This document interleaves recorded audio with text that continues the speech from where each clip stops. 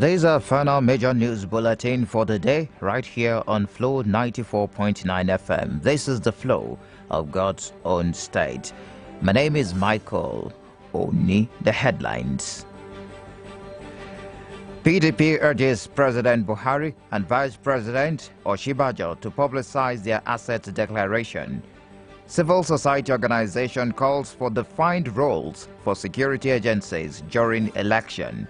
A youth group decries rate of unemployment in Abia State. And on the foreign scene, Iran seizes 1,000 Bitcoin mining machines. The details shortly.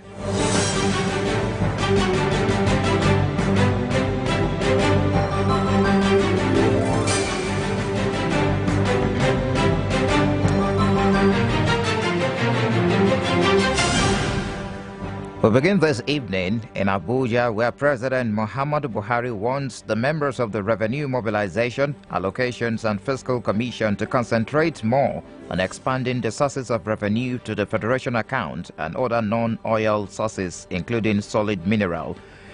President Buhari, who gave this charge during his the swearing-in of the chairman and the members of the commission in Abuja, also called on them to use all legal means to strengthen its monitoring mechanism and block leakages of the revenue from the Federation accounts. The expectation of government that you will rapidly and systematically set to work to address all areas of your mandates in a business-like manner.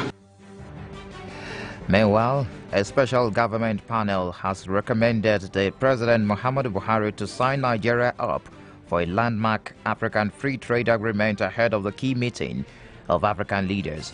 The panel, headed by Desmond Gobadia, was formed by President Buhari in March last year to assess the impact of the African Continental Free Trade Agreement after Nigeria abstractly pulled out of the signing deal adopted by majority of African nations. We identify sectors that can act as arrowheads for Nigeria's expansion into Africa, while efforts are intensified to attract private sector investments to the productive sectors. Our report shows that on the balance, Nigeria should consider joining the AFCFTA. President Buhari assured that the report would form part of the consideration of Nigeria's next step on NAFTA. Goods and services made locally with dominant African content in terms of raw materials and value addition. If we allow unbridled imports to continue, it will dominate our trade. The implication of this is that coastal importing nations will prosper while landlocked nations will continue to suffer and depend on aid. The People's Democratic Party is challenging President Muhammadu Buhari and Vice President Professor Yemi Oshibajo to publicly declare their assets as proof to Nigerians and the world that they are leading Nigeria by example. The main opposition party also asked the President of the Senate, Ahmed Lawan, and the Speaker House of Representatives, Femi Gbajabiamila, to make publicly their assets in order to convince Nigerians that they were indeed partners in the fight against corruption. PDP Deputy National Publicity Secretary Diron Odeyemi, in a statement, called on all high-ranking political office holders to waive the caveat placed on the Code of Conduct Bureau and make assets of Buhari and Oshibajo known to Nigerians. Former President Olusegun Obasanjo is lamenting that over 13 million Nigerian children of school age are out of school, insisting that no nation can develop with such statistics. Obasanjo also challenged youth to strive for leadership positions like their counterparts in other countries, adding that he would love to see a country where every Nigerian child of school age got the right education. He spoke when the National Youth Council of Nigeria visited him at the Olusegun Obasanjo Presidential Library in Abeokuta, the Ogun State capital. More than 13 million. The other day I mentioned it, and I said it's something we can put behind us in a couple of years. The infrastructure that we are using for one stream from 8 to 2 can be used for 2 streams. If you like, from 7:30 to 12:30, they have 1 hour break, and then the second stream will start. A total of 75 persons died during the last presidential and governorship elections in Nigeria due to blatant interference of security agencies. The Executive Director, Civil Society Legislative and Advocacy Center, Awal Musa, who confirmed... My name is David Oku, reporting from Alexandria, Egypt. Let's begin from the camp of the Super Eagles. The man of the moment, Kenneth Umeru, is still relishing his winning goal that qualified Nigeria for the next round of the Africa Cup of Nations. Umeru, in an exclusive interview with Flow FM News, expressed happiness at the team's qualification.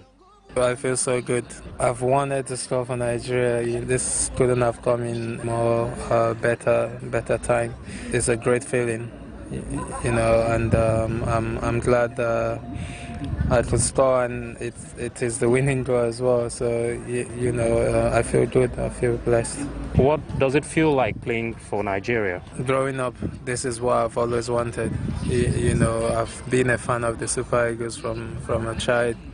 And I'm living my dream, you know. Meanwhile, Chuka Iwobi, the father of Super Eagles winger Alex Iwobi, is urging fans to be patient with the team in view of its low-scoring potential ahead of Madagascar game on Sunday. For Nigeria to have beaten both teams and now already qualified with the games to spare, I think Nigerians, it is a thing of joy.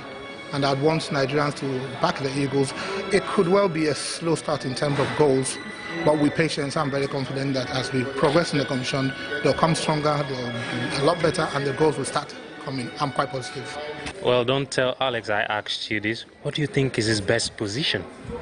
I mean, the question, I'll probably leave it to Alex to answer, but if you ask me, I think Alex loves playing as a 10. He's not really a natural winger. Still staying with the camp of the Super Eagles, the team finished training at their Arab Academy 30 minutes ago, with full session carried out by the players. And up next is the pre-match conference at the Alexandra Stadium on Saturday. And to other updates from AFCON, Group D encounter is currently taking center stage, with match day 2 seeing Morocco up against